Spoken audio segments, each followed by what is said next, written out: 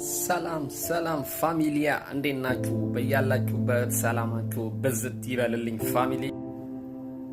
እንግዲህ ፋሚሊ በዛሬው ቀን አሳዛኝና እውነተኛውን ታሪክ ይዘን መተናል። እንግዲህ ይሄ ሚዲያችንን ፎሎ፣ ላይክ፣ ዲዩት ሪፖስት በማድረግ ከጎናችንን እንድትሆኑ እንላለን።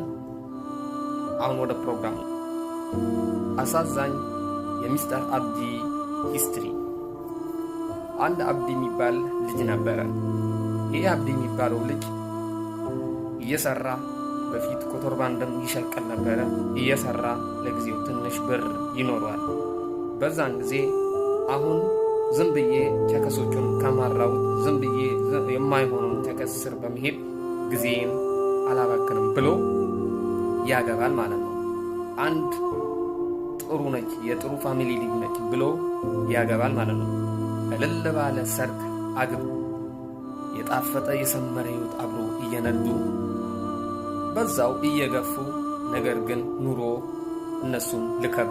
እንግዲህ የሀገራችንን ኑሮ ማንም የሚያውቀው ነውና ይሄ ኑሮአችንን እቀይራለሁ፣ ላይፋችንን አስተካክላለሁ ብል ወደ ኒውዚላንድ የሚባለው አህጉር እዛ ኒውዚላንድ ሄዶ ይሰራል። እየሰራ ብር ዳጎስ ያለ ብር ወደ ሀገር ቤት ማለትም ለምስቱ ይልካል።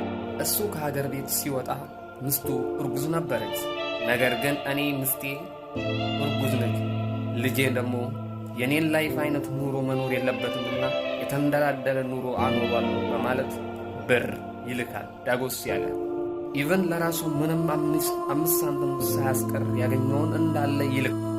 እየላከ የእሱ ብር ለካ ቸከሷ ለሌላ ነገር እያዋለችው ነው። ኢቭን የእሱ ልጅ እሷ አርግዛ ነበረ።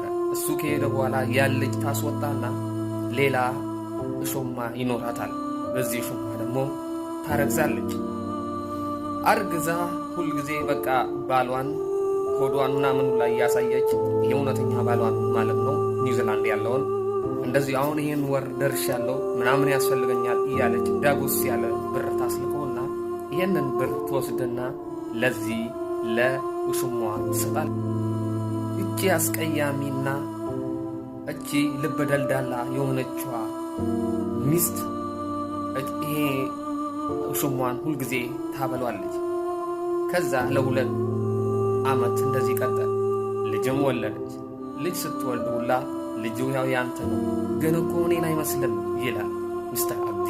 ነገር ግን አለች ሚስትየው አንዳንድ ልጅ እኮ በጎረቤትም ይወጣል። እንግዲህ አንተ ልጅ